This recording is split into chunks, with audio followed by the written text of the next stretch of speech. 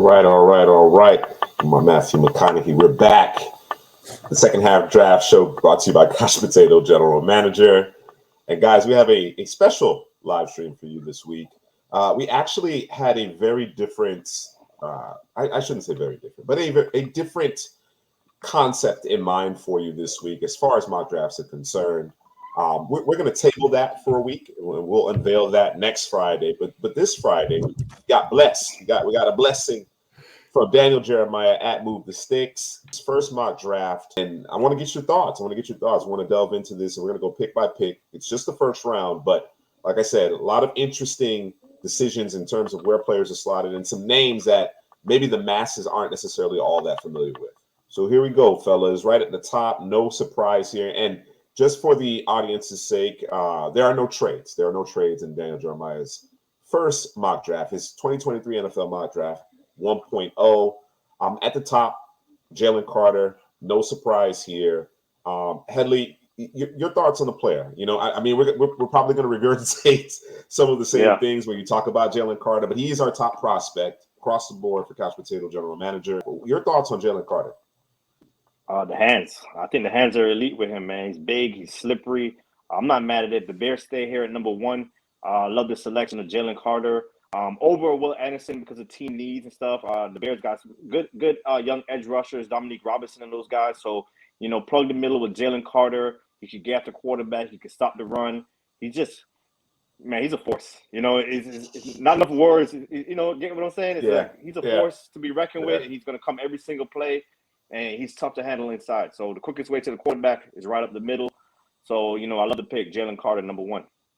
Yeah, and I think defensively, the Bears can stand to improve literally anywhere in the front seven. To your point, you mentioned Dominique Robinson, Travis Gibson, a couple Senior Bowl alums, young players that we think have skills and are going to continue to develop. Jalen Carter makes them better and vice versa. I think Jalen Carter makes everybody else on that defense better. They got a good young secondary.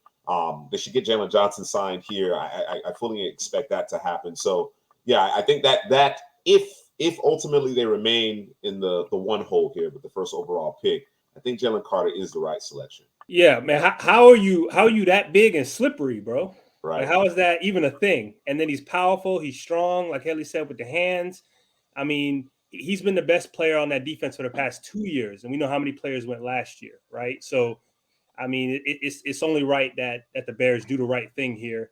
You know, we would love for them to fix the offensive line, but they have a need on the defensive line and the board, the value of it, that it all marries up there. Yep. So, yes, obviously the Bears need to do whatever they can in their power in order to build that offense up around Justin Fields.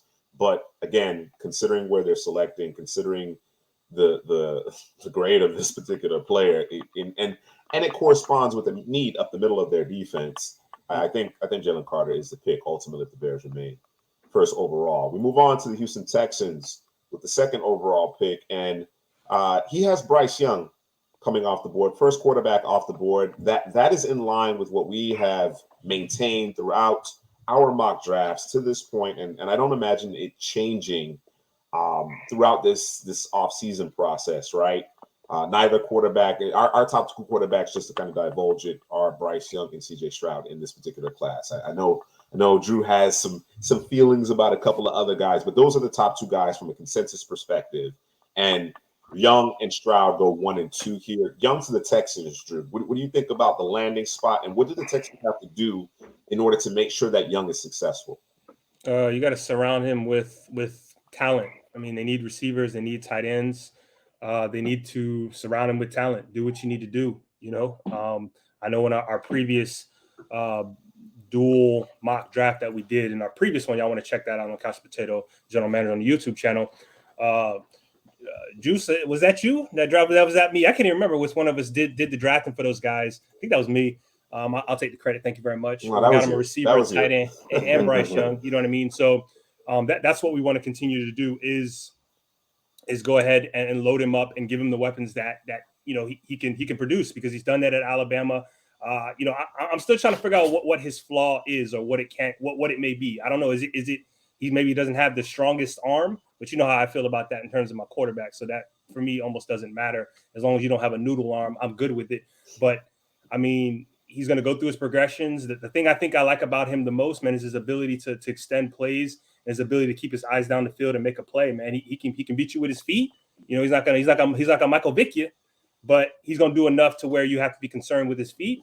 And then also, you know, his ability to is keep his eyes down the field and go through his progressions and make the right read, man. He rarely makes mistakes, man, and he lives for the moment, the big moment. The nervous system, as they say. There it is. That's it. That's it in a nutshell. System, if you didn't know what that was, that's what that is. Yeah, cool, calm, and collected.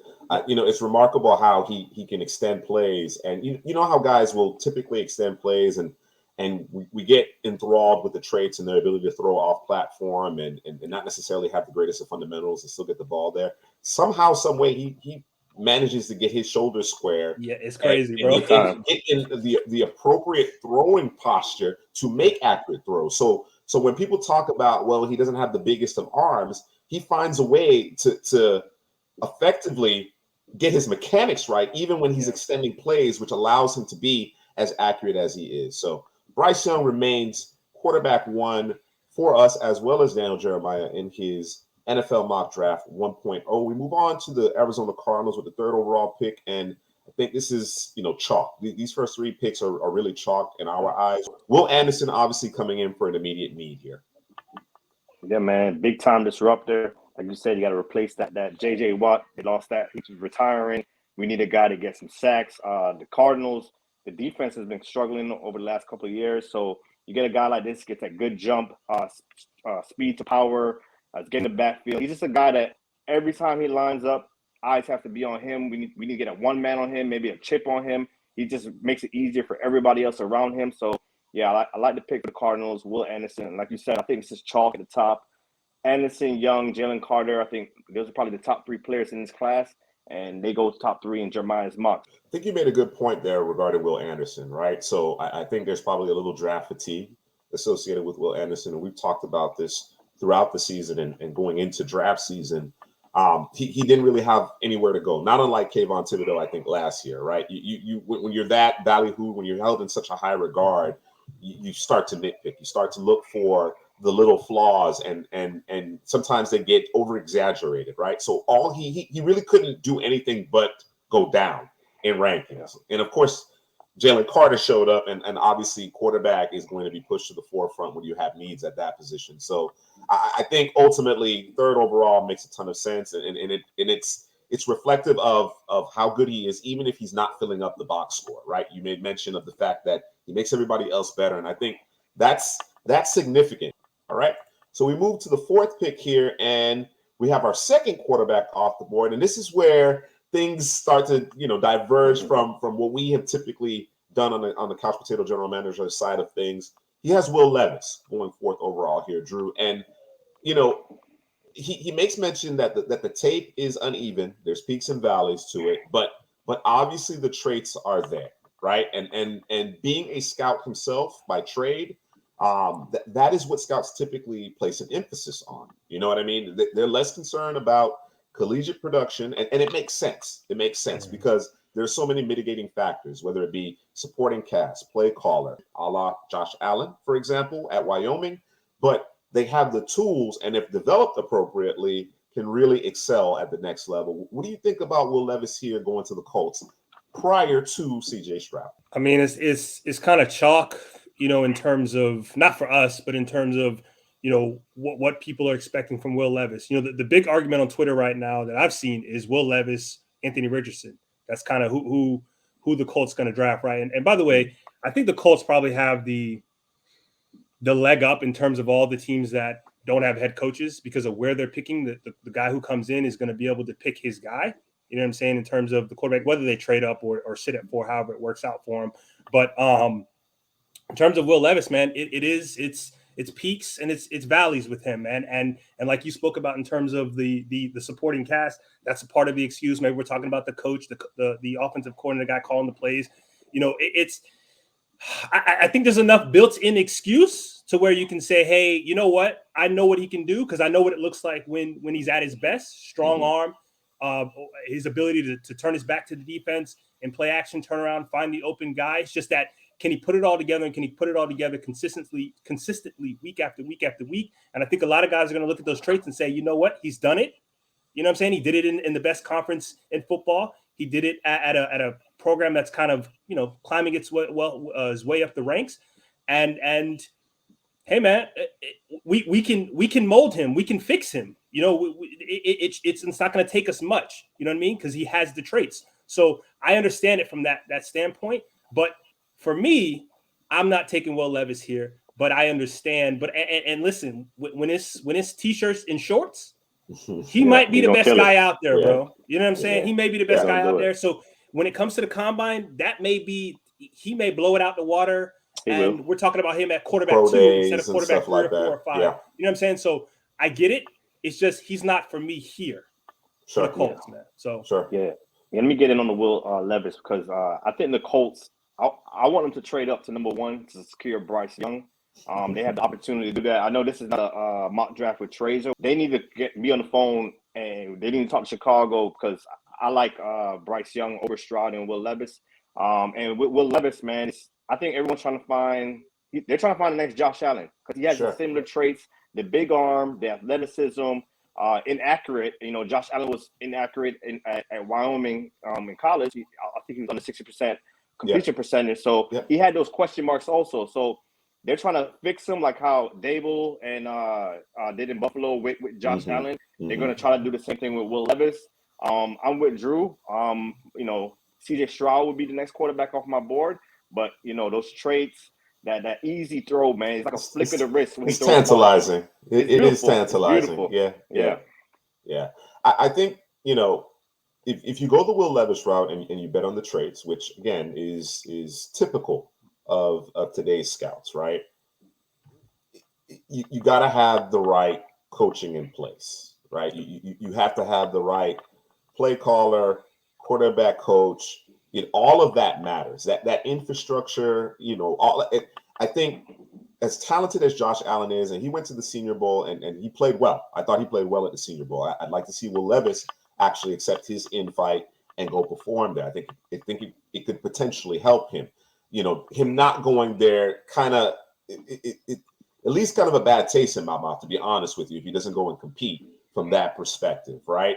But it's very important, and it can't be overstated how having Brian Dable, as your offensive coordinator, and Ken Dorsey as your quarterback coach for Josh Allen was significant to his development. And then, of course, putting the pieces around him, because that's what we're already talking about with Will Levis. That's why people, in many instances, are on the fence, right? There's question marks in terms of like the neck up and managing games and things of that nature. But I think most coaches, most front offices think that's something that can be taught, right? It's the traits, it's the physical tools, it's the intangibles that cannot be taught. And I think that's what people ultimately will bet on with Will Levis. So we'll see ultimately how it plays out. Again, not necessarily the direction Couch Potato General Manager would go in, but Will Levis goes 4th overall to the Colts. Seahawks up, first of 2 picks, and Daniel Jeremiah has him selecting Tyree Wilson here. Hadley, I'm going to start with you. We talked about Tyree Wilson early in the season. We're talking like September. And he's just been steadily climbing up draft boards, man. Do you foresee him going as high as top 5? Yeah, I could see him going with this 5th pick in Seattle, because, they need pass rushers, they need defensive linemen, big bodies up front, and, Tyree Wilson fits the bill, man. Physical, he's just a big-time disruptor. He's just long in the length. He's like his tackle radius. He gets to everything. He's going to be always in the backfield, and I think the ceiling is high. He's not even reached his full potential, so with more pass rusher moves, and he could be one of those 12, 15 sack guys season after season if he improves that. But, Tyree Wilson, it just makes a perfect fit for Seattle, because that's what they need. What do you think about his floors? This is one thing that we haven't talked about. We've talked about the upside. We've talked about, again, the traits, the stuff that you can't teach, the immeasurable.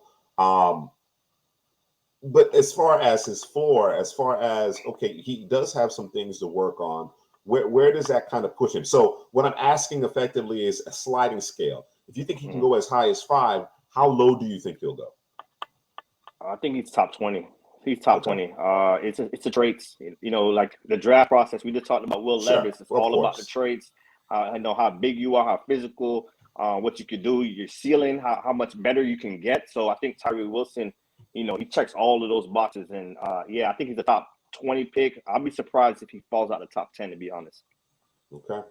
All right, let's move on to the Detroit Lions, Drew. And it's Spoon, man. It's Spoon. You said it a couple live streams ago. This guy's a star. Clearly, Daniel Jeremiah loves him, fell in love with his tape. He's the first corner off the board. I have yet to see any mock draft with Devin Witherspoon this high. Typically, he's, in the teens, early 20s. Daniel Jeremiah has him 6 overall. And of course, we have considered a number of different players here, the Tyree Wilson, the aforementioned Tyree Wilson, as well as corners, i.e. Christian Gonzalez, who has been the front runner among the cornerbacks at Couch Potato General Manager. But what do you think about Spoon going 6 overall, Drew? I mean, he's going over a 6'2" Christian Gonzalez and a 6'1", 6'2" Joey Porter Jr., man. You're talking about a guy who's much smaller than those guys, but he has this it, man, about him, man.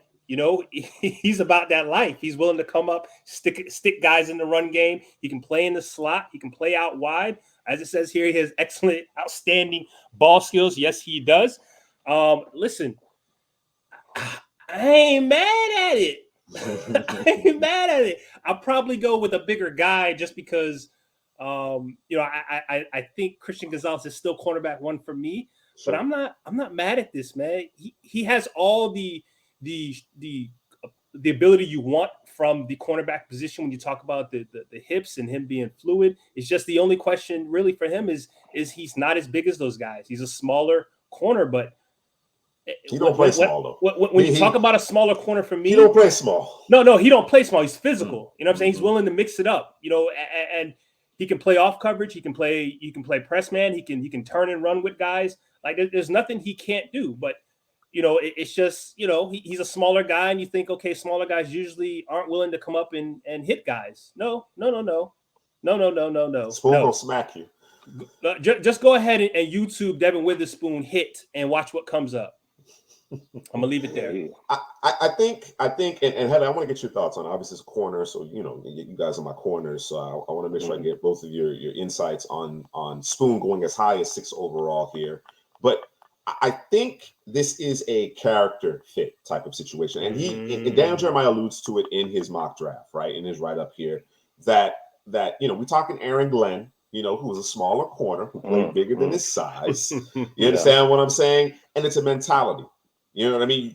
You not only need better football players on the defensive side of the ball in Detroit, but you need guys with a certain mentality. And I don't know that anybody in this class quite has the mental, that particular mindset. Let me put it that way. Among the corners, I think there are guys who may approach Spoon, but Spoon seems like a different animal as far as what's going on between his ears. And I think that's what Detroit is looking for, at least from Daniel Jeremiah's perspective. So he has the traits outside of the physical stature. The ball skills are there, the awareness, the fluidity of his hips. You know what I'm saying? The closing speed, the click and close. He has those traits outside of the stature, the prototypical stature that you're looking at, cornerback, 6'1", these very long arms, so on and so forth. But from a cultural fit, I think that's the direction he's going in here. Go ahead, Heather. Yeah. From, like you said, when you brought up Aaron Glenn, the light bulb went off in my head. I'm like, okay, I could see them drafting a Devin Witherspoon because he's a smaller stature, like you said. I think 180 pounds, but he could play outside. He could play inside. He's always in sync. He could locate football. He could attack the football at the highest point. He could return the football. He's a good returner as well. He could probably help you in your special teams if you need him to. So, I get it.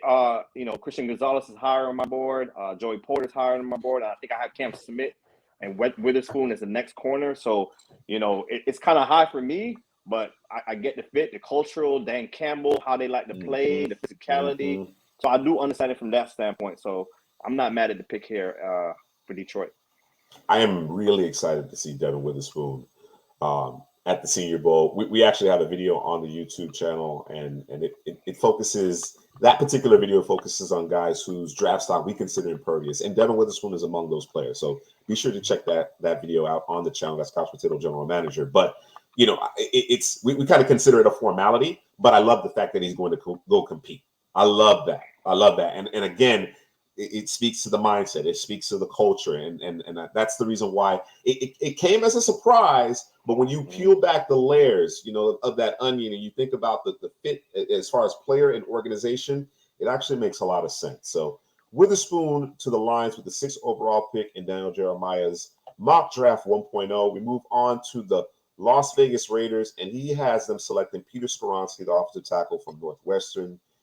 Headley, it's obviously a position of need in Vegas. Is this the direction that you would go in? What do you think of this decision? Yeah, this is the first one on the board where I'm like, I'm not sure about this one. I know a lot of scouts, they love Peter Skoronski. But for me, I think pass protection, just the movements, the fluidity. I don't think he has the Paris Johnson. That's my offensive tackle number 1. His fluidity in the pass game. And the nastiness, I don't think he's Broderick Jones with the nastiness. Right. So, he's good. I'm not saying he's somewhere a bad in between there. He's Yeah. He's He all doesn't right, move like those two guys, though. He doesn't move like Exactly. those two guys. Exactly. So, but it's a position of need, and this is probably Jeremiah's top offensive tackle in his class. So it makes sense from that standpoint. But for me, Paris Johnson's the guy here. Okay. I think a lot of people like Skoronski high because of his he's technically sound. So I think that's why. Plus, there's a possibility of if he don't work out at tackle, push him inside, right? So it's kind of a can't fail project type of thing too. Yeah, he's probably safe. Skoronski is safe. Yeah. You know what I mean? Low floor. Where or rather high floor. Yeah, high absolutely. Floor, excuse me. Absolutely. Let's move on to Headley's Falcons, Drew, and I'm gonna go straight to you, Headley. Go straight to you, Lucas Van Ness, the edge from Iowa. This is a draft selection that again, we talked about Spoon being picked 6th overall. Obviously, he's been in the first round of many mock drafts. Van Ness, I haven't seen as frequently, right? And certainly, I haven't seen him in the top 10 to this point. Again, I mentioned at the top, Daniel Jeremiah is plugged in, and Van Ness has game. Headley, your thoughts on this pick, and as a Falcon fan, how do you feel about Van Ness over the likes of a Miles Murphy or a BJ Ojulari? BJ Ojulari is my guy, man. So that's why I had to ask. That's why I had to ask. On the board, that's the guy I would have picked. But watching Lucas Van Ness tape, man, is very impressive. He's a physical player. He uses his hands really well. He could disengage.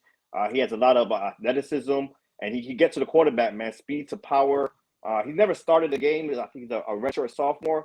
But the traits is there, man. He declared earlier this year, and he wasn't really on my radar. But when I watched the Ohio State and the Michigan tape, I saw him against Paris Johnson. Had the power to push Paris Johnson back to the quarterback.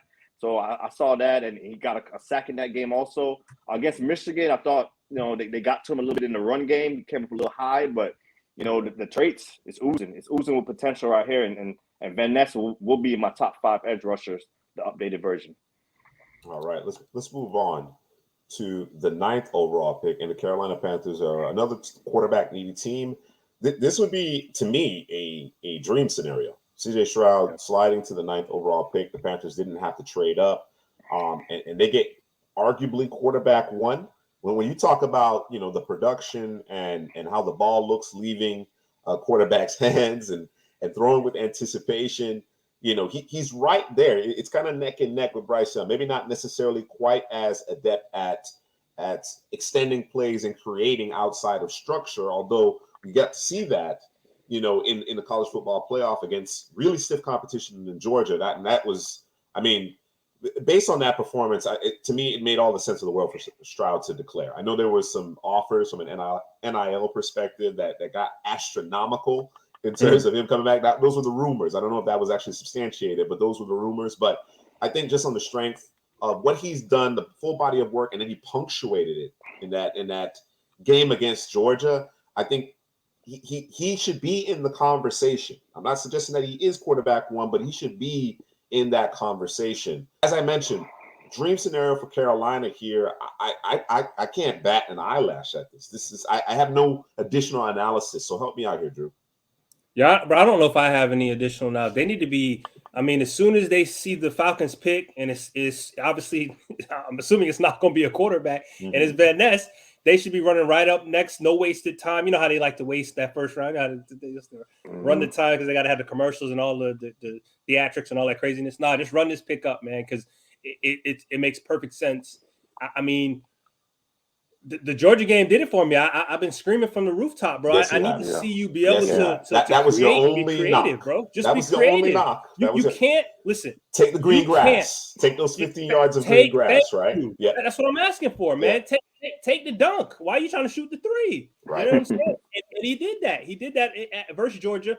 I mean, they basically won the game, and it is what it is. How that goes. Kickers. You know how it goes. Right. But yeah, man, this is a match made in heaven. I don't know who the coach will be for the Panthers, but again, this is another team who, you get your quarterback here, man. You know what I'm saying? So, as long as he can keep the creativity up, the sky's the limit for him, man. And listen, Bryce Young, I don't see a scenario where CJ Stroud is gonna overtake Bryce Young, just because Bryce Young's done it from day one. There's really been no question about his ability, his talent.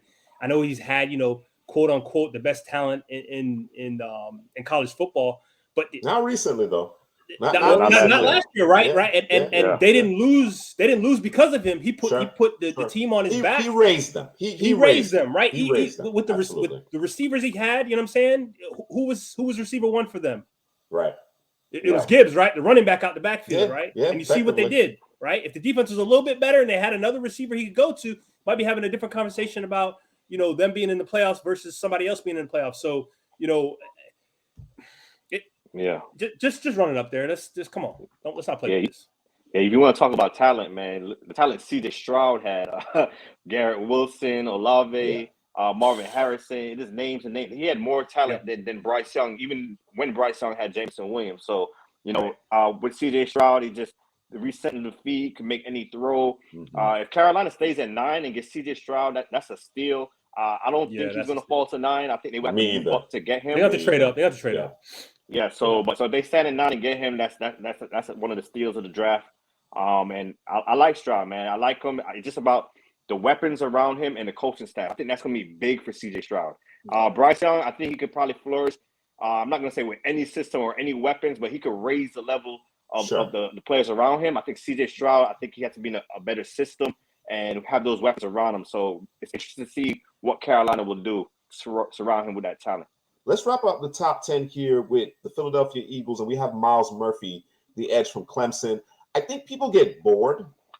I think people are a little bored when it comes to Myles Murphy. He doesn't necessarily invoke, and maybe I'm wrong about this, but he doesn't necessarily invoke a lot of excitement. But when you look at the player, when you evaluate him and watch him on film, it's just one of those things that, that's a really good football player. It's because it's not flashy. It's not sexy, bro. Right. You know what I'm saying? He just does his job. It's almost like a defensive tackle, just kind of doing what you're supposed to do, turning things back inside. At times he'll make the play, but because it ain't sexy, it ain't flashy, ain't calling his name every play, people don't want to talk about it, but he does his job, man, and he does it consistently. And at the end of the day, it's about consistency. At the end of the day, any position that you put up here is about being consistent, and he's consistent. Now throw him in here with the Eagles. Yeah, that's a good landing spot right there. The Eagles, the defensive line is getting better. They're getting younger. Added Jordan Davis, you know what I'm saying? You got Hassan Reddick on the edge over there with Josh Sweat. Hargrave's still doing things up front. Throw Myles Murphy. It's a great landing spot for him. And I admit, I wasn't super high on him coming into the year, but like you said, man, it's just consistency. He just gets it done week after week. And, I think Jeremiah, man, it's a trend right now with Tyree Wilson, Van Ness, Murphy. These are big, physical edge rushers, man. The guys like Ojulari that I like, a little smaller in the frame. So, he's prioritizing big edge rushers in his mock draft. He got a type for every position, I suppose, maybe. Maybe that's what it is. There may be an archetype there in Daniel Jeremiah's mind. There may be an archetype there. I think also you have to factor in that teams, NFL teams, and of course defenses, which Warren Sapp used to quip, are the fastest adapting organisms, right? So we saw a season here. Let's take the Detroit Lions, for example, as far as their offense is concerned, and they ran more gap running scheme than ever, right? There were more power concepts than we've seen. I shouldn't say ever, but recently, everything has been inside-outside zone duo. That's kind of been the trend for the last 6 to 8 years. And they turn the clock back. You know, things are cyclical, right? They turn the clock back and they started doing some belly, some wham, some power, and teams didn't know what to do with it. Yeah. And I think with these guys, with their frames, they can be a bit more stout in terms of setting a physical edge. You know what I'm saying? I think that's part of the calculus. Don't know that for certain, but that's what I speculate. All right, let's move on. We had the Tennessee Titans ending up in the 11th hole. Obviously, a bit of a meltdown from the Tennessee Titans. A bit? 7 games, bro. A bit? That may have been an understatement. I apologize. They certainly need to improve their offensive line. And this is offensive tackle number 1 for you, Hadley, and Paris Johnson. Yeah, it's athleticism, what he does in the pass sets. I saw some nasty from him this upcoming year. He moved from guard to tackle, and it was a question mark. Like, okay, how are you going to fare a tackle? And he kind of did it effortlessly. He was physical. I know that's a knock on him. He might not be as physical handling power, but week after week, man, I saw him get down and dirty. And I think once he gets in the league, he's going to get stronger and stronger in finishing. Yeah, pancakes, driving guys to the ground. You know, like I said, the Titans, they need they used to have one of the best offensive lines in football. Derrick Henry running the football, some injuries, some guys didn't free pan agency. out. Yep. All of that. So I think Paris Johnson will be a great fit here for the Titans. And it tracks, right? It tracks. Variable inside out. You understand what I'm saying? That's kind of the mentality. They want to be physical at the point of attack on either side of the line of scrimmage. And I think considering board need, I think it all kind of comes together as far as the value is concerned. And Paris Johnson is a really good pick here for the Titans. All right. Drew, with the 12th pick, we got the Texans going to the defensive side of the ball. So we did a mock draft recently, and Drew had 3 selections. We did a 2-round mock draft. He went all offense. Got Bryce Young. I ain't mad at that. Didn't hesitate. Got Bryce Young. Followed up with Quentin Johnson, if I'm not mistaken, and then Michael Mayer at the top of the second round. Daniel Jeremiah goes in a different direction. But he does go get a guy that you really like, that you are a big fan of, in Joey Porter Jr. I have no problem with Joey Porter going here, man. Right? You know, like he says here, you're going to pair him up with Derek Stingley on the opposite side. Now you got lockdown corners on both sides. This guy has length, strength, physical. He has some click and close. And the thing I think I like about him most is if he happens to miss, he's able to recover. You know what I'm saying? And play the ball in the air. You know, I was looking for a little bit more production from him this year. Didn't get it, but he was able to get his hands on football. He's able to be where he was supposed to be. And at the corner position, I'm gonna keep saying it. It's just one of my things about the corner position. Got to be able to tackle. He's willing and able to do that. So, hey, he's saying let's shore up this defense, man. Let's shore up this defense and let's go play ball. I don't think I go defense here, but I understand it is a need. I mean, the Texans got need all over the place. Sure. So, you know, let's just kind of throw a dart at the board. It's cornerback. Take the top one that's left for him, and that's what he did. So you got Trevor Lawrence, obviously an ascending quarterback. The Colts get their quarterback in this particular mock draft is Will Levis. It's a passing league. You want to match up, right? And when you're able to do so with length and size, it makes it difficult on those receivers. You know, receivers want free access. They want free run. There's not a lot of guys who want to mix it up at the line of scrimmage, and Joey Porter is certainly capable of that. And what I love is the fact that he can test everything. Right, there's no gimmies with Joey Porter Jr. You understand what I'm saying? So yeah, that could be a formidable duo, assuming Derek Stingley can stay healthy. All right, with the 13th overall pick, the New York Jets. Of course, a lot of conversation circling around Zach Wilson. In Daniel Jeremiah's mock draft 1.0, as we react to it, he has the Jets selecting Broderick Jones out of Georgia. And I got to tell you, Hadley, Jones is growing on me more and more. Every time I see him, I like him more. Yeah, he's a big, physical, athletic bully. You know, very athletic bully. He's an athletic bully. Yo. You know, yes. Good combination. Yes. Good combination. So, you know, I love the pick here, man. You know, Mekhi Becton, he was injured. You know, other issues. I'm not sure what's going on with him, but you know, the Jets like to run the football, man. You got Breece Hall. Hopefully, he comes back healthy from injury. And you run the football. You know, you help out whatever quarterback is there. You know, is it Zach Wilson? Is it Mike White? I'm not sure who. Derek Carr. Garoppolo, whoever they decide to be the quarterback, let's protect them. Let's run the football. Roger Jones, man, you got to clean up some of the technique. His hands a little wide, but once he cleans that up, man, just the mentality he plays with, the athleticism and the force, yeah, he could be a problem at the next level. And if they maintain that outside zone running scheme, that's a perfect fit because of his physicality and athleticism. That combination, that blend, works perfectly out there on the edge. He's going to be a menace. He's going to be a menace, assuming they stick with that particular running scheme. All right, we move on to the 14th overall pick, and we have the New England Patriots on the clock, Drew. Obviously, we've talked about what they need to do on the offensive side of the ball. I don't know if you guys got that message I sent you earlier in the day regarding the coaches that Belichick is considering for offensive coordinator. They've all played or coached for Belichick previously, so he's not really going outside of his comfort zone. We're not going to see a big shift, big paradigm shift in terms of philosophy. And this pick right here suggests that there won't be a big shift in terms of philosophy. We've maintained that they need to be more explosive on the perimeter on offense, but Brian Branch is the type of player that typically stifles those types of players, right? As far as his ability to cover, support in the run game, his versatility, safety, he can match up as a corner, he could be your big nickel. Brian Branch is one of the best prospects that not a whole lot of people are talking about. I'm low on the safety position, but his versatility gives him a bonus, kind of pushes him up. I go receiver here, but I get it. I understand it. They do need help in the secondary. He kind of can, he's kind of the best of both worlds in terms of being able to play the safety position, play the cornerback position, or play the nickel position.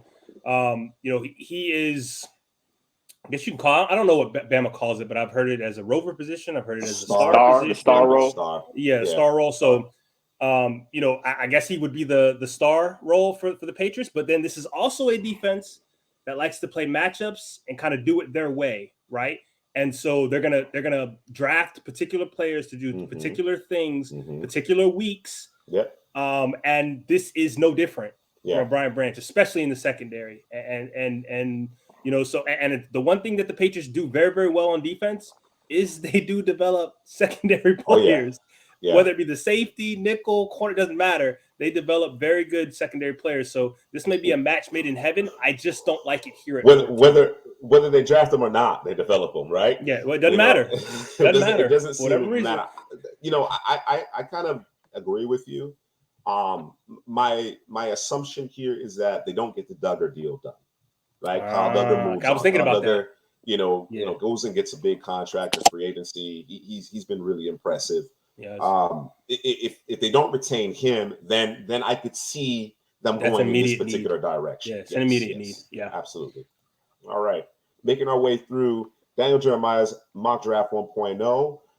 Couch Potato General Manager reacting to Daniel Jeremiah's first mock draft. We have Nolan Smith, impressive edge from Georgia. Season was cut short due to injury, going 15th overall to Green Bay. When you think about it from a contract perspective, the injuries with Rashawn Gary, it makes sense from that perspective, but I'm a little surprised to see Nolan Smith this high considering the injury. Now, it's if I'm not mistaken, it was a pectoral injury. If he's fully healthy, Headley, fully healthy, what do you think about this pick?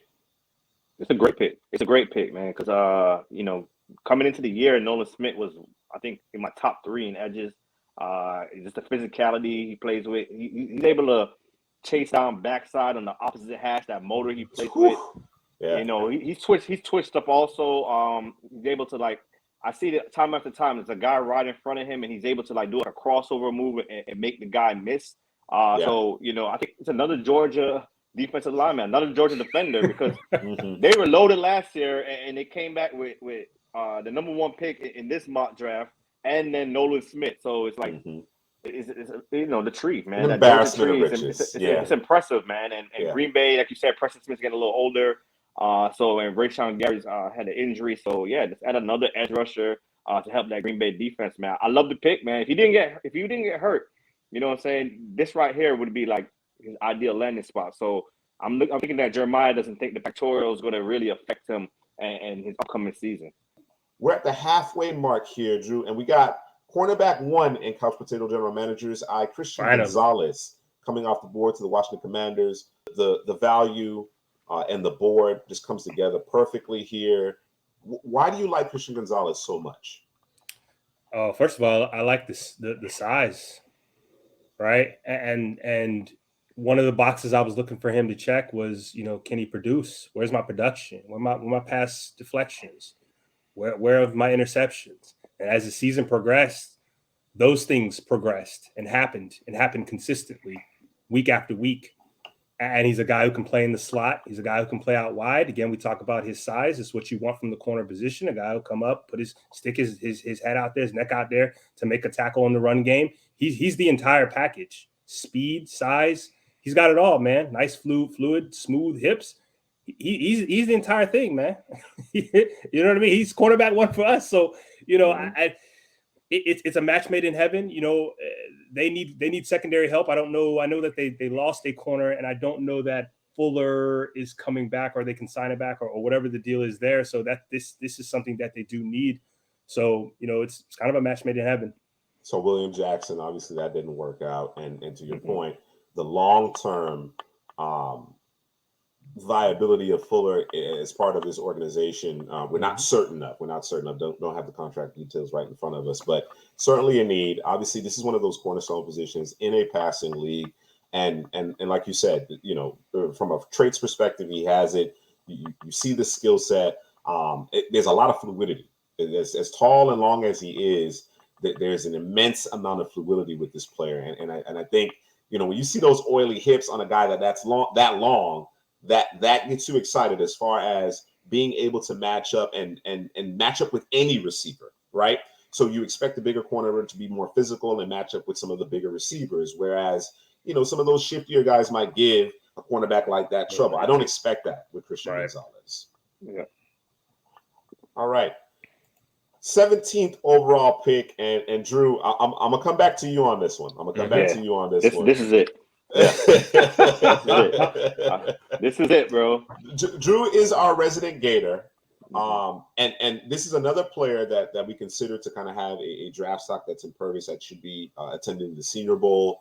Osiris Torrance. Drew, we talked about Pittsburgh fans, right? Mm-hmm. As far as their feelings about addressing the offensive line, particularly early, they tend to be they tend to be remiss. They don't necessarily like it. They would prefer, I would imagine, to have Christian Gonzalez, but of course he goes a pick ahead. I love it. There's a lot of depth at the cornerback position. You could still find starter quality, I believe, on day 2. This is perfect to me. You have to get that offensive line right. It needs not to just be an average or decent group. They improved throughout the season, right? Yep. They did. They got better in that last month or so. They were a better unit. But what's wrong with making it a position of strength? And if you decide to spend a first-round pick on a running back, and then you follow up that next year, the subsequent year, with a quarterback, you had better get your offensive line right. I think this one works perfectly, in my opinion. Kenny Pickett, who kind of came in, I don't want to say he was stumbling in, but he came in a little gingerly, and he's progressed. I think I saw a stat for PFF where he was one of the highest rated, if not the highest rated quarterback in the last couple of weeks of the season. You know what I mean? Even with the offensive line, like you said, it was improving, but it's not great, right? And I think, Headley said it time and time again in previous shows and previous mocks where, boys averaging under 3 yards a carry. You got a fantastic back in terms of Najee. Under four, excuse me. 3 yards. Not 3. That's that bad. That's my bad. I was thinking 4 in my head. And I said 3, but yes, under 4. But adding an Osiris Torrance, who came from the Raging Cajuns over to the SEC, he made the jump, and there was no issue. You know what I mean? I think one of the biggest things that I like about him is his ability to be able to recover. You know what I'm saying? When he is beat, to be able to recover, and this is a guy who didn't give up any sacks.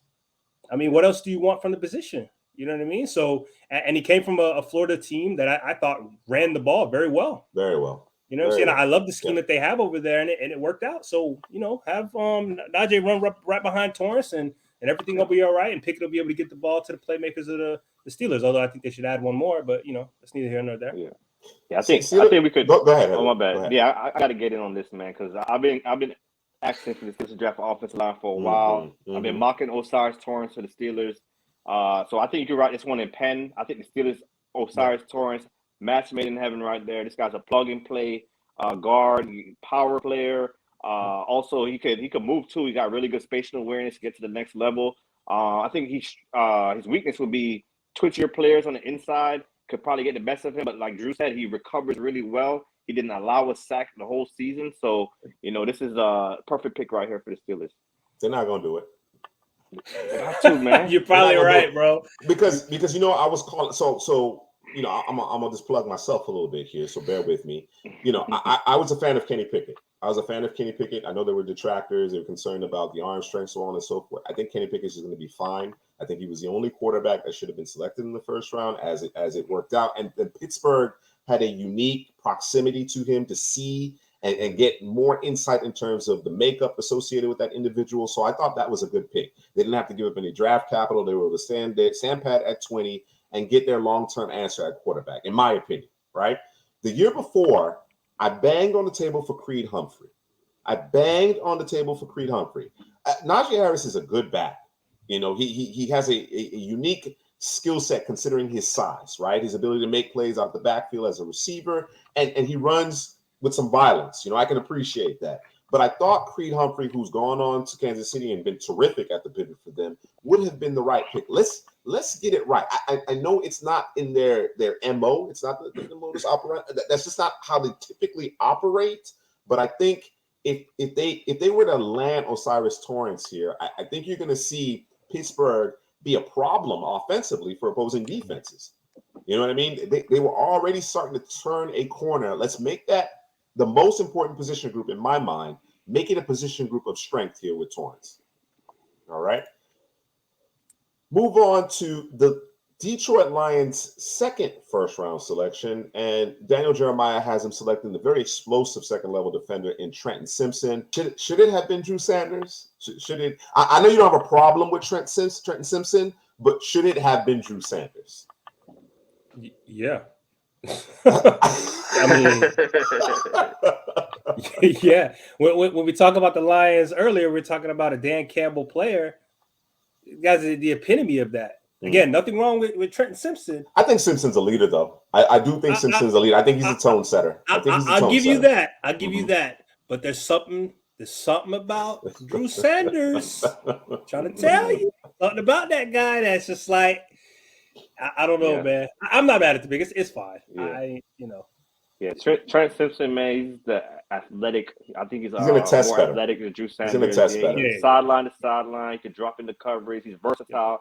Drew Sanders is also versatile as well, but Simpson could line up an edge linebacker. He could even play some safety if they need him to, man. But like Jeremiah said it, Malcolm Rodriguez, they got a steal last year at the linebacker position. You throw a guy that's athletic next to a Malcolm Rodriguez, have him going sideline to sideline, blitzing quarterbacks. Yeah, I like the fit here. Yeah, I like the fit right here for Detroit. All right, Drew, you got the Bucks, your Bucks on the clock here, and Dan Jeremiah has them going with your guy. Now, typically we have Emmanuel Forbes going day 2. What are your thoughts on this one, Drew? It's about production. He's a physical corner. He's very smart, headsy. He's the type of corner you're not gonna be able to do something to him twice, right? I'm not mad at the pick. I go elsewhere. I like Emmanuel Forbes a lot. I guess this is the replacement for maybe Jamal Dean. Maybe they don't bring him back. I'm not sure. I like the fit. Murphy Bunting should be out too. Or Bunting, they're going to need a secondary in there. Whether it be maybe both those guys out or just one of those guys, they're going to need somebody there. Anyways, I like Forbes a lot. I mean, he's got the production. What about you, Heaven? Which direction do you go in here? I don't have a problem with Forbes either. I think Forbes is a really good player, but I think Forbes, for my purposes, considering the corners that I have ahead of him, he lands in that early day 2, in that 33 to 45 range for me. Yeah, for me, you could go tackle. You could go. Yeah, that's what I was thinking too. It's probably tackle because that's probably the highest position on the board without me really thinking about it. I could think off the top of my head, or or they can go Anthony Richardson. I'm just saying. Yeah. You know what I'm saying? Yeah. I'm just, you know. If we go cornerback, Headley, which cornerback do you go with? Quarterback, you said? Corner. Gonzalez off the board, Porter's off the board. Cam Smith will be the next guy up for B at the cornerback position. Forbes, I think a little too early here. And no for the Keely Bucs, Ringo? Man, it's starting to pick up steam. The pause on Keely Ringo is starting to really pick up steam. Yeah, it is, man. He was one of the top corners coming into this year, and he just didn't really in a lot of people's minds. It was. It's a tackling, man. It's a lack of tackling for me where he's falling down my board as well. And for the Bucs, man, if Brady's coming back next year, we got to get him a offensive line, probably a tackle and a left tackle. I know you, Donovan Smith. I seen a stat on him, man. I thought about you, Drew. Since 2015, the most holding penalties in the league by a lot. I tried to explain to Drew this 5 years ago. I tried to tell him 5 years ago. But hold on. We're going to put some of that on FSU, though, bro. We're going to put that on Jameis. Yeah, we can put some of that on Jameis, bro. He don't know where that guy's at, bro, running around acting crazy, bro. But he getting Brady hit right now. Brady don't like to get hit. And Brady ain't getting hit. Even though he should be getting hit, he should be standing in there and delivering the football. Brady ain't standing in there no more, man. And even if it's a duck and chuck, it's a duck and chuck kind of situation. Even if it's not a tackle, man, why not get him another playmaker, an explosive guy? I thought the Buccaneers they were lacking explosiveness on offense. I know Mike Evans and Godwin are good receivers, but they don't got that juice, man. Get a guy with some juice, man. I thought Julio was gonna get it done, bro. What happened to Julio? Nah. If you saw Julio in Tennessee, you already knew. You already knew what time it was. I think when you say explosiveness, I just want to kind of clarify that a little bit. So Evans clearly is a guy who can stretch the field. He can stack defensive backs, right? I think what you're kind of getting at is a guy who can take get a guy the ball, behind the line of scrimmage, 5 yard, out slant, whatever the case may be, and turn that into an explosive play. So I think that guy could be had in the second round as well, right? Mm-hmm. In the form of a Zay Flowers, in the form of a Josh Downs. If you want to go in that particular direction, I think that guy can be had a little bit later. Again, we really like Emmanuel Forbes, just not quite as much as Daniel Jeremiah here. All right, we move on to the 20th overall pick. Seattle Seahawks back on the board. They went Tyree Wilson with the 5th overall pick. They're doubling down at the edge with Will McDonald, the 4th edge from Iowa State. Headley. No, hold on. Before you go, Headley, real quick. Yeah. This man just took the mic out. I got to take the mic because I got crucified in the comment section because I decided in the. I was gonna give you some room. I was gonna give you some room to. All right, go ahead, Headley. Go ahead. This is where the disrespect has gone too far, bro. It's gone too far, huh? The BJ Ojulari disrespect has gone too far. And I get Jeremiah earlier with Van Ness, Tyree, Murphy, physical guys, 260, 270. But, BJ Ojulari, about the same weight as Will McDonald, but he guards the run a lot better, man. Will McDonald, to me, is a little liability in the run game. Ojulari is not. And Ojulari is a better pass rusher. He could bend the edge. He could drop back in coverage. He's versatile. So if you're going to say, okay, Seattle, we want a stand-up edge rusher at this position, it has to be B.J. Ojulari over Will McDonald. I can't justify this pick. You can't justify it. I think Drew would agree with that. Drew, you were alluding to the fact that you did a mock draft and you went 3 edges in a row, if I'm not mistaken, or 3 edges in the first 4 picks for the Seattle Seahawks in the 2-round mock draft.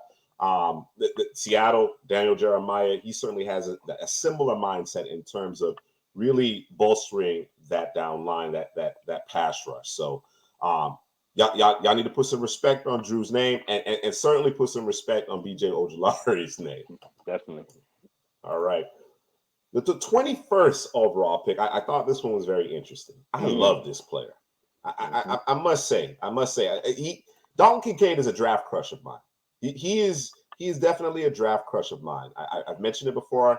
I'll say it again. I don't think he's Travis Kelce. I don't think he's quite as physically imposing as Kelce was entering the league, but he reminds me in terms of the way he moves, in terms of some of the subtleness in his routes and ability to create some yardage after the catch. He played at San Diego, smaller school. He transferred to Utah and he dominates, right? And the tight ends at Utah had a very large target share, and that's not typical at the collegiate level. So to me, from a pass catching perspective in particular, he's ready to go. Sometimes we got guys, because of the tight end position, you're effectively learning two positions, being an inline guy. It's one of those situations where you kind of have to develop. But Dalton Kincaid, he might be the best pass catcher at the position in this particular class. I wasn't anticipating him in the first round, though, here, Headley. What are your thoughts on him going before Michael Mayer? Yeah, before Michael Mayer, I'm not that mad at that because, like you said, the pass catching ability with Kincaid, he's like another receiver out there. He's a mismatch against linebackers, safeties, or whatever. So I'm not mad at him over Mayer. But what I am mad at is the Chargers. They need a linebacker. They need to stop the run. You know what I'm saying? They already have a plethora of tight ends. Everett, McKinney. I'm not sure who's all coming back. Parham. But their tight end is not that bad. Their offense is not that bad. It's the defensive side of the football that they need to address. And so that's where I'm mad at more. I'm not really mad at Kincaid over Mayer as much, but just the Chargers, their needs. I don't think the tight end is a big need for them right now. And, Jeremiah was doing a really good job, but the last three picks, I think I have big question marks with the fourth pick, the McDonald pick, and now the Kincaid pick, even though I like those players. Gotcha. Drew, what direction do you go in with this 21st overall pick? Bro, I've been saying it for years, bro. Change the color of the bowl. That's what you're going to do? That's the pick, bro. That's what you do? You're going to trade for Sean Payton. You're going to trade for Sean Payton and change the color of the bowl. That's what you're doing here. You remember when the Bucs changed from the creamsicle to the pewter, bro? Yeah. We was out there knocking out the 49ers, bro, with 5-0, bro. You know what I'm saying? We set it up. You know what I'm saying? Oh, they had some bad years in the pewter as well, but some lean ones in there. Yeah. I think Haley's right, though. I definitely don't go tight end. I understand sometimes you fall in love with the offensive side of the football and you want to get sexy and all of that, but no, man, they got to be able to stop the run. Ain't nothing worse than a team just handing that bit off and just gashing, just running at you every play. It's challenging your manhood, bro. That's miserable. Manhood. Yeah, I'd rather you scoring 2 plays than scoring 15, bro. And out of them 15 plays, you ran that boy 10 times. Bro. Yeah. Like, no, I'm not with that, bro. I certainly agree that the run defense in Los Angeles has been a problem for entirely too long. I agree with that notion. And I'm not going to defend this pick. As much as I love Dalton Kincaid, I'm not going to defend this pick. I think you go in a different direction. But I want to talk a little bit before we move on about the Chargers offense. And it to me, it's just Austin Eckler. Throw the ball to Austin Eckler. When Mike Williams is healthy, we'll take a shot down to Mike Williams. Screen to Austin Eckler. Let's run Austin Eckler off tackle. There's Gerald Everett. Keenan Allen. Keenan was hurt a lot this year. I'm not going to disregard Keenan. I was getting there. We can Keenan Allen can still cut you up as far as being a route runner and creating separation, but it just seemed like it was too hard. And I get it. They had some injuries along their offensive line. I think, you know how I feel about Zion Johnson, Jamari Sawyer. I think those are your two guards for the next 6 to 8 years easily. They get Slater back. They should be a better offensive line, but it just seems like to me, they need more explosiveness, more consistent explosiveness on the perimeter, right? And while Kincaid can certainly bolster their passing game, I would prefer to see more of a speed merchant, a guy that can take a 5-yard pass and go the distance, because that's what they do a lot. It is a lot of Austin Eckler, save us. You understand what I'm saying? And that may be an indictment of the scheme to a certain extent. Obviously, the player is excellent, but with Justin Herbert's physical tools, I think you just need to get the personnel in a position where you can stretch the field more consistently with speed, not just Mike Williams kind of, climbing the ladder per se. You understand what I'm saying? Are they cleaning the house on the coordinator? They're bringing a new OC? They are. Yeah, they did fire Joe Lombardi. So we should see some changes. We're anticipating some changes. But I just, if it wasn't Austin Eckler, it didn't seem to work.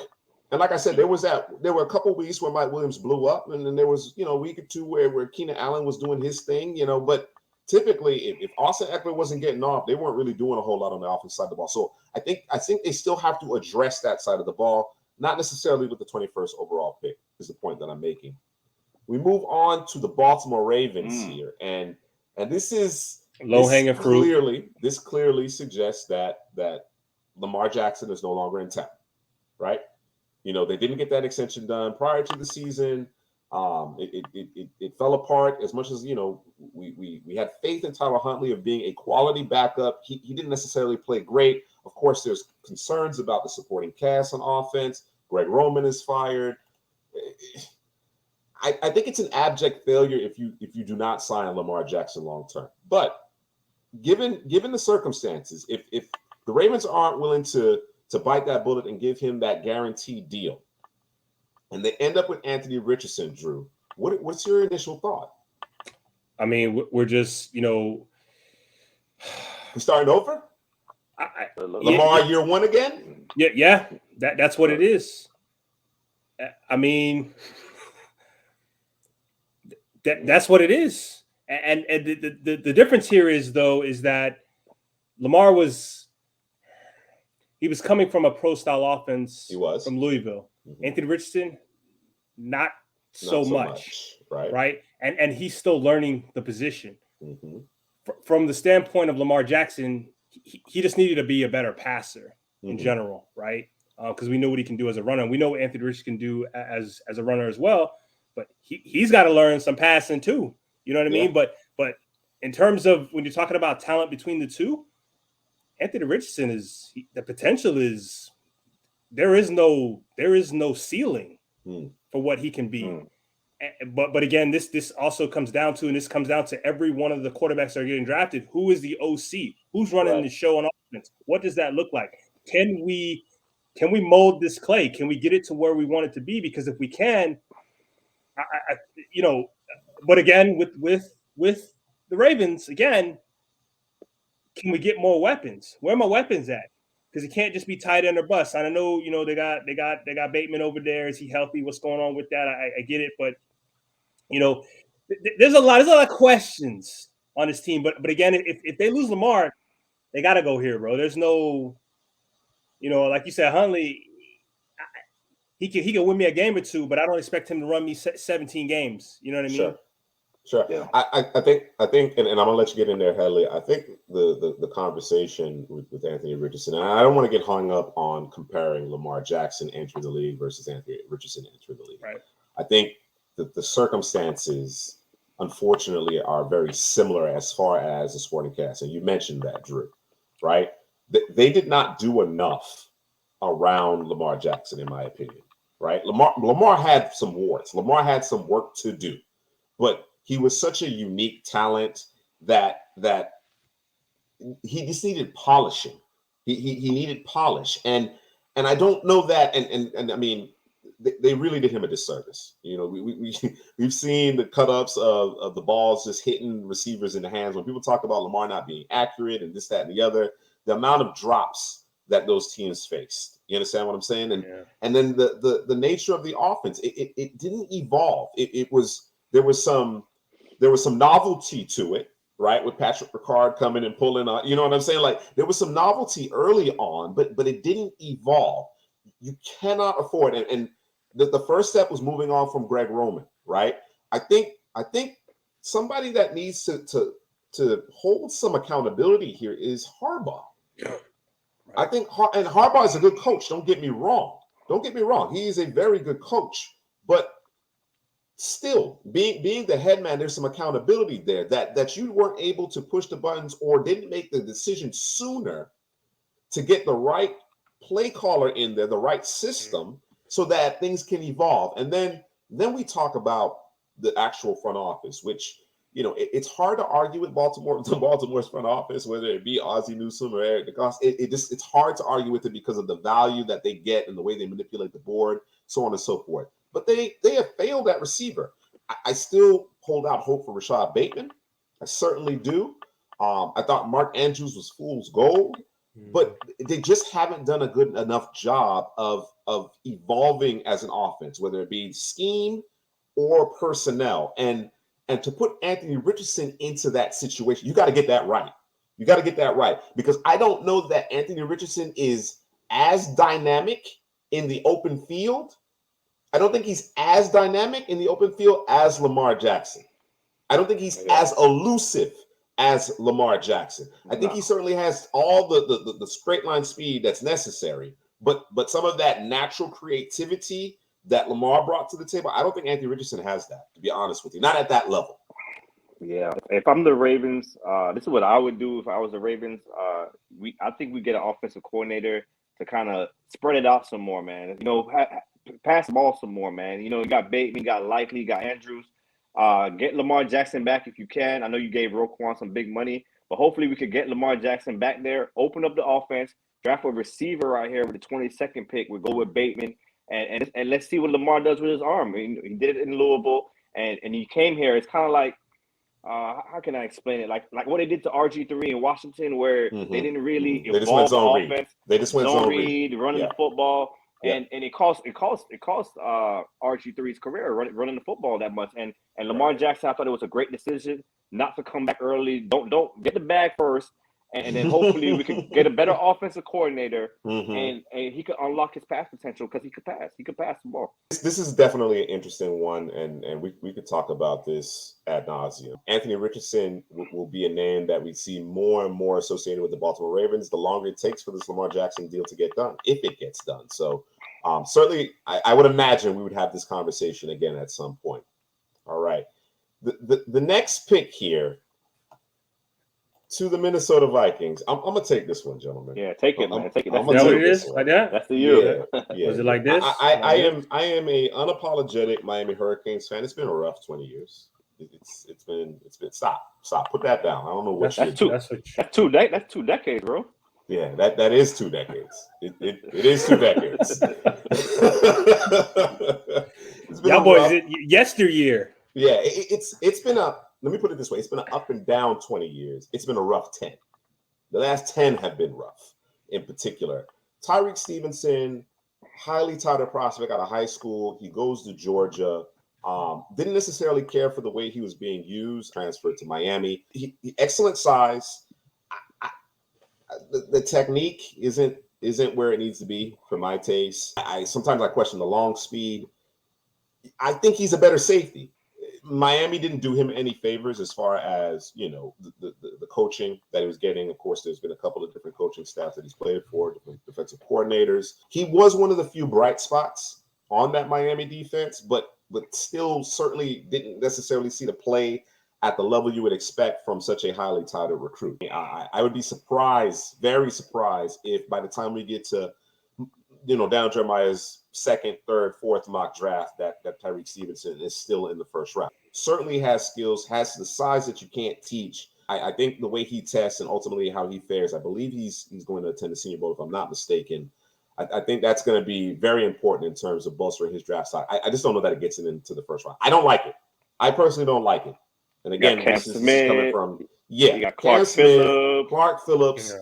You know, Davis, Hodges, there's Garrett Williams. I know he's coming off the injury, whatever. There's some other prospects that to me are part of the conversation, perhaps before Tyreek Stevenson. So this one really surprised me, and I'm not necessarily a fan of it. Certainly understand the position. I was higher on Andrew Booth coming out, and it's been a rough rookie season for him. But I think it's just going to take some time. Not everybody hits the ground running. I think Andrew Booth will be fine ultimately.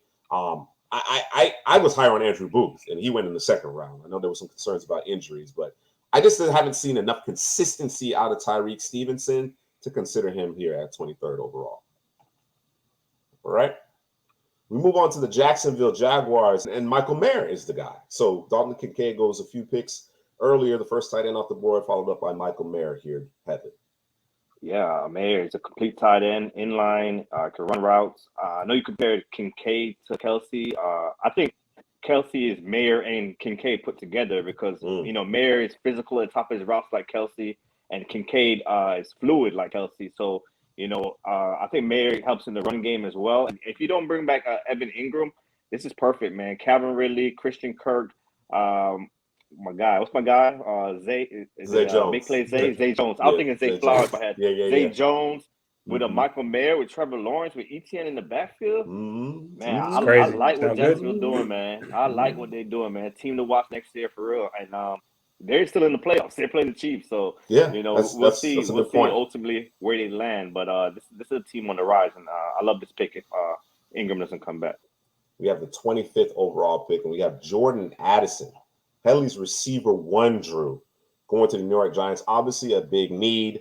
The Giants fans will tell you that they need to prioritize corner first. I think they're getting a little ahead of themselves because they've managed to kind of make some things happen with some less ballyhooed receivers. And those guys have played well. Don't get me wrong, but again, maintaining it year after year. We want to see Daniel Jones continue to develop. I assume he will be the starter next year.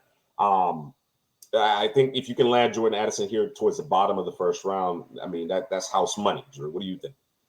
Yeah, I think that is house money. And I think that there's going to be a lot of corners that come out in this draft. I think it's one of the deeper positions along with the running back position. And I think you just say to yourself, you know what? I don't think I can pass up Jordan Addison. You're talking about a Daniel Jones who we were kind of wondering, like, is he gonna make it through this season? Boy's still making it, still running it. He had one of his best games, maybe his best game ever. Versus the Vikings in the playoffs. When the lights are the brightest. You know what I mean? So, if he's who we think he can be, you know what I mean? He's got the quarterback, the true quarterback whisperer, and Dable over there. Then, hey, listen, let's just make sure that we get weapons because we need some weapons. And Jordan Addison is a weapon, maybe the weapon. Well, for Headley, he's the weapon, number one receiver. Ability to separate, ability to make things happen when the ball's in his hands. Is this the same guy who won the Blitnikoff? Yeah. Okay, I'm just making sure. Same guy. Can turn poor balls into good balls, catchable balls, right? So I ain't mad at the pick. I love this. I love this. When you kind of break it down in terms of the cornerback position, like you said, I know the Giants need a corner, but if we're saying it's a deep position, I do believe it's a deep position. Receivers to go here. Let's get it and go. Yeah, and I believe. Go ahead, Heather. Go ahead. No, I believe this is Jeremiah's first receiver. That's what I was just getting at. That's what I was just getting at.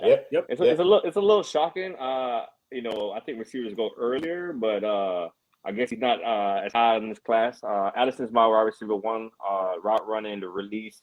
He reminds me a lot of Calvin Ridley, man. The size, the everything, the route running.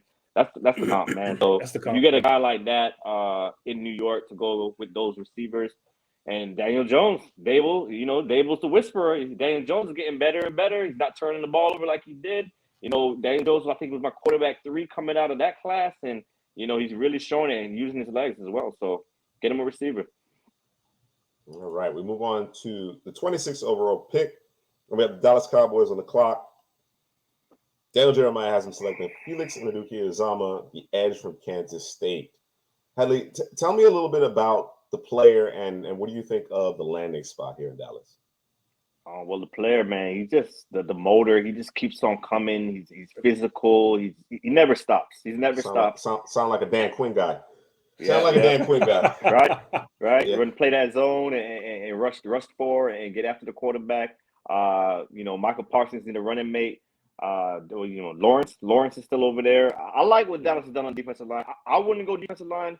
If I was Dallas, I'll get the secondary right, even maybe the linebacker position before the front. But Jeremiah Uzomah, he's a talented player. I think he's a first-round talent. So I'm not mad at the player. It's just I probably would have went a different direction, a different position for the Cowboys. What do you think, Drew? No, I agree. I like the player too. I think he's an extremely high effort guy, man. A lot of his plays are just either catching the offensive lineman off guard because of his effort. Great hands. When you got great hands, you got high effort. You tend to beat a lot of people because they're not expecting it, right? I think he has good pace, good variation in terms of his hands, in terms of his rush. But I mean, I like the player, but I don't think this is necessary. I think this might be, I don't want to call it overkill, but you got some other pressing needs in terms of the secondary or even the offensive line, depending on how they work that out. I think this is one of those situations where, and again, I don't have the Dallas Cowboys contracts in front of me, but we talk about need. there are times, and obviously it's ideal when you're not necessarily drafting for need, right? I don't think you can ever have enough pass rushers, and if this player is particularly high on your board, where they land, you go get them. You go get them. You understand what I'm saying? Again, you mentioned corner. Considering that the guys that are sliding, I certainly understand going in that direction, but again, it's a deep position. You understand what I'm saying? So that's one of those things, and I think they like Bland. They got him in on day 3. Diggs is a day 2 pick that has flourished, has really developed. I think Dallas, there's some confidence there in terms of being able to rectify that corner position opposite Trayvon Diggs without necessarily using the first round pick, at least based on Daniel Jeremiah's mock draft 1.0. We continue to react to Daniel Jeremiah's first mock draft, and we have the Cincinnati Bengals. And DJ has them going with Darnell Washington, the huge tight end out of Georgia. and Headley, I'm interested to hear what you think on this one, as well as you, Drew. And Drew, I'll actually start with you. Let me start with you on this one. Jonah Williams goes down to injury. The Bengals have struggled. They've struggled to keep Joe Burrow upright. Washington can help in that regard. I think they certainly can stand to get better at the tight end position. But with guys like, Anton Harrison, Darnell Wright, with some names, some guys that could potentially come in and really help bolster that offensive line, would you get the tight end that it kind of serves as an extension of your offensive line, or do you go tackle in your mind, or perhaps even corner? Well, with what's on left on the board in terms of corner, I probably I'm going to go offensive line. I'm going to go offensive line, but I mean, I could go corner. Clark Phillips is out there. I probably would have went Clark Phillips for Dallas, but it is what it is. But Darnell Washington, you know what? DJ do this all the time, bro. He do this all the time. There's always one guy within his mock that's just a monster. And you don't necessarily need to be going in the round that DJ say he's going in. Probably should go a ground further down, 1 or 2 down. But he ends up, DJ's like, I'm going to throw him in here, man. And when you talk about Darnell Washington, you talk about that Georgia offense, you're talking about a Brock Bowers who was the guy for them, right? He was the show, right? Yeah. And I think because of Brock Bowers, Darnell Washington was just kind of scratching the surface. And I think that you want to be able to peel that onion back and see what's there. And you're talking about 6'7", 270, and the way he can move and jump and be athletic. Like, listen to me. Nobody should be able to move the way he moved at that size. That's ridiculous. To me, I'm almost like, damn, he might get injured because his body is not supposed to be able to do those things, right? Sure. But if he can do those things and stay healthy, you're talking about an unstoppable force in terms of his ability to go up and get the football. He's got the length, the strength, the physicality, and then he can also block because he was used to block a ton at Georgia. That was kind of his main thing there, was to do that, and they kind of snuck him out a couple of times. But a little tighter elite type situation. You know what I mean? Yeah. So I think there might be some refinement in terms of the route running from the position, or maybe I'm off. Maybe there's none of that needed, and he is a true tight end, right? But I think he's more of an offensive lineman right now than he is an actual tight end when you talk about the position as a whole. But I understand the intrigue, and I'm not mad at it in terms of the Bengals. Okay. How do your thoughts on it? Yeah, probably go offensive line over Darnell Washington. Washington's a heck of a player. I think he's going to be a better pro than he was in college. He was underutilized at Georgia. But, for the Cincinnati Bengal corner or DB or offensive line, that's probably where I'll go over Washington. Maybe there's a little bit of a run here with Kincaid and Mayer coming off the board. Perhaps that pushes Darnell Washington up into the first round. They want to ensure that they lock in that really unique, frame and skill set. Maybe that's kind of the thought process that he has there. And like I said, there is a need at tight end in Cincinnati. I tend to agree with you, though.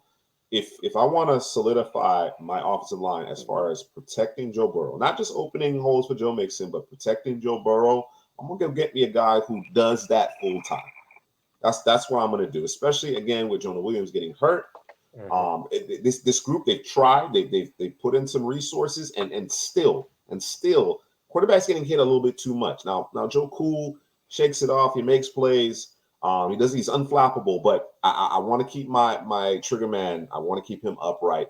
So if I go offense in this particular case, probably going to grab, one of those tackles there at the bottom of the first round, i.e. Anton Harrison out of Oklahoma. Headley, your guy finally comes off the board.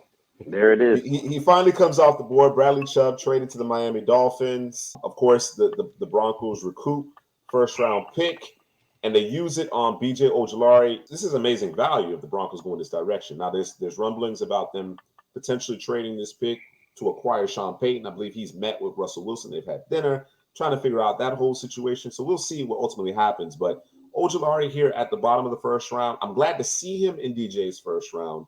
I would imagine he goes a bit higher, at least from our perspective. What about you, Eddie? Yeah, I think he goes a lot higher. I think he's my number 2 edge rusher in the class.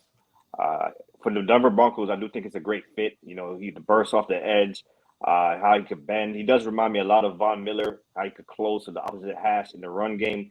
He could drop back in coverage.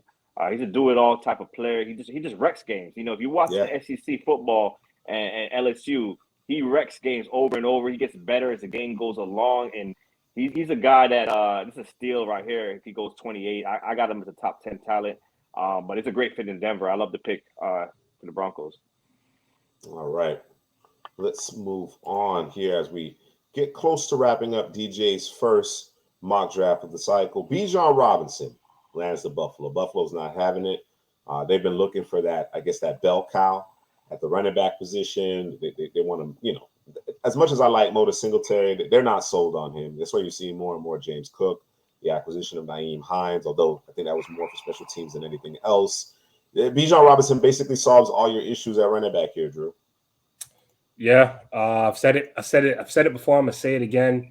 He's either going with the Bills, the Chiefs, or the Eagles. That's where he's going. And this is also a team who was trying to trade for Christian McCaffrey. They looked into it. Maybe it's too rich for their blood, or maybe they're just a little too late to the table. Whatever it is, but I don't see Bijan getting out of the first round unless something catastrophic happens. I don't see it. So this is a match made in heaven.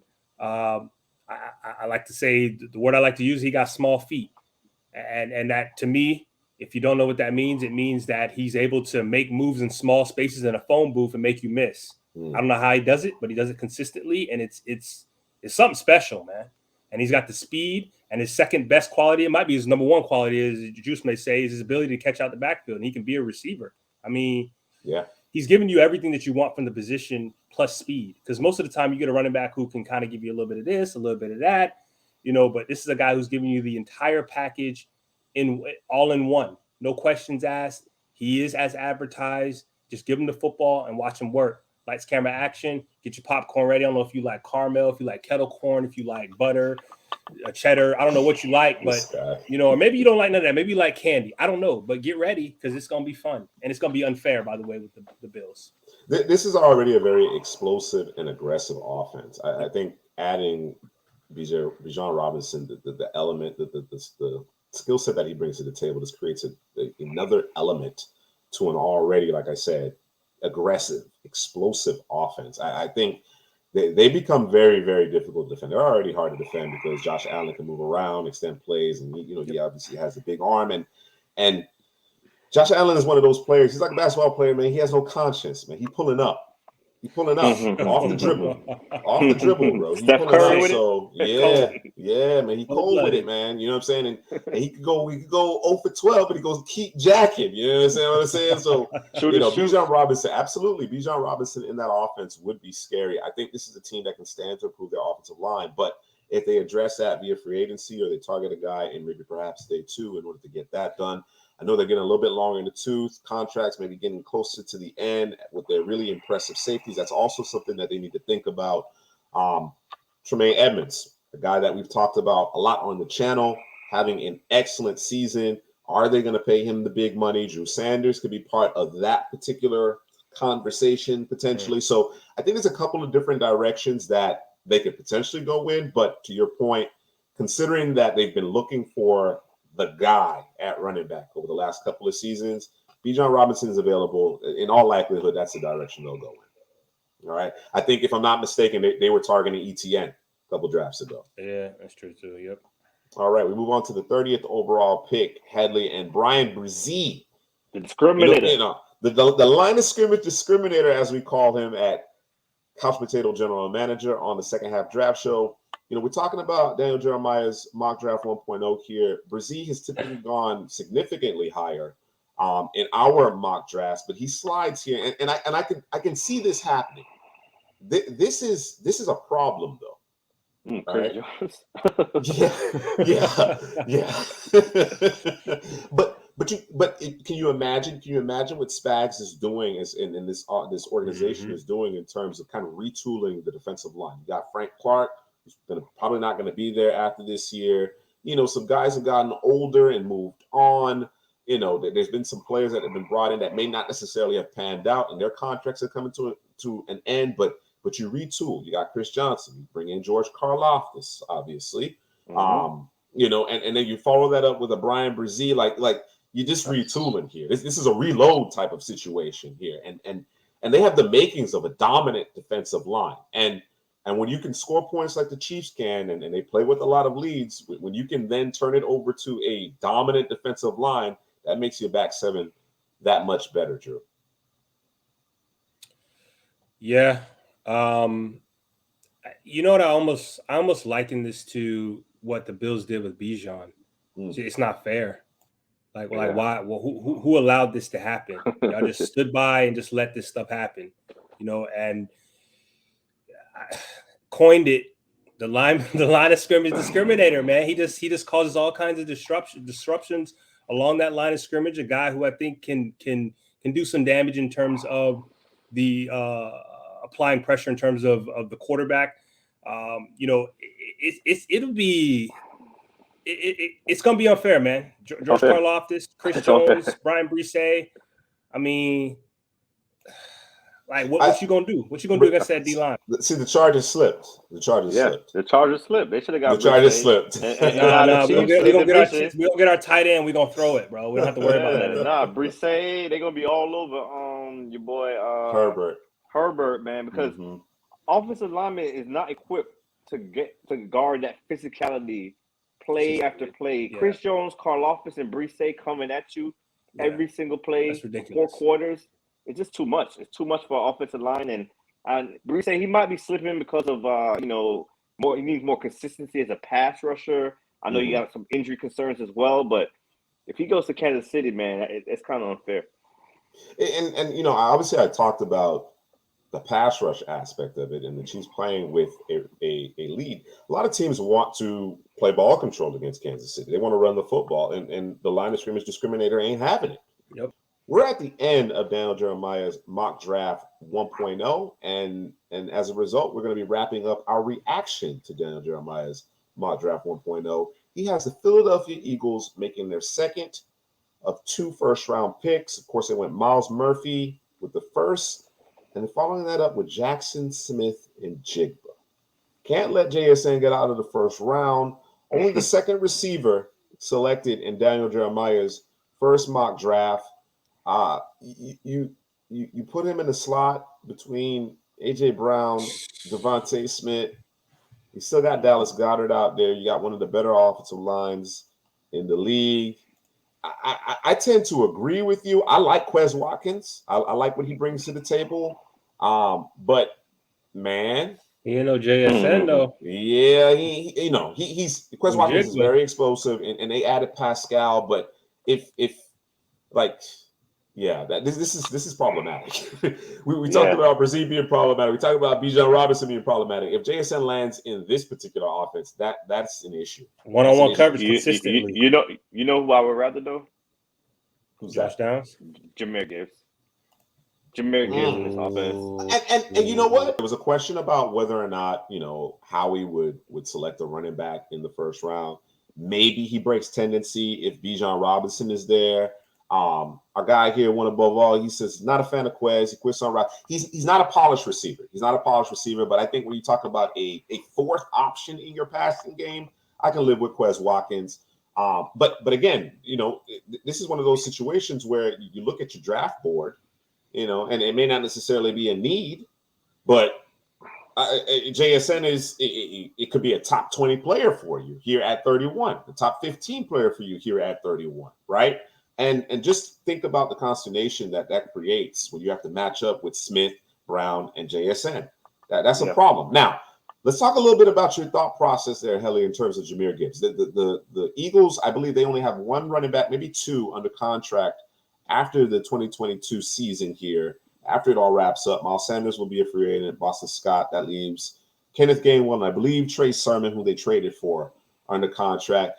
Gibbs adds an element that could very well be as impactful compared to Jackson Smith and Jigba. The Eagles, they're playing with house money right now. It's all luxury picks for them because they have a roster full of talent. But Jahmyr Gibbs, what he does as a running back, as a pass catcher, to me, Smith and Najee, he's a good receiver, but he's going to be a fourth option on your team, you said. You got A.J. Brown, you got Devontae Smith, you got Goddard, then it will be Smith and Najee.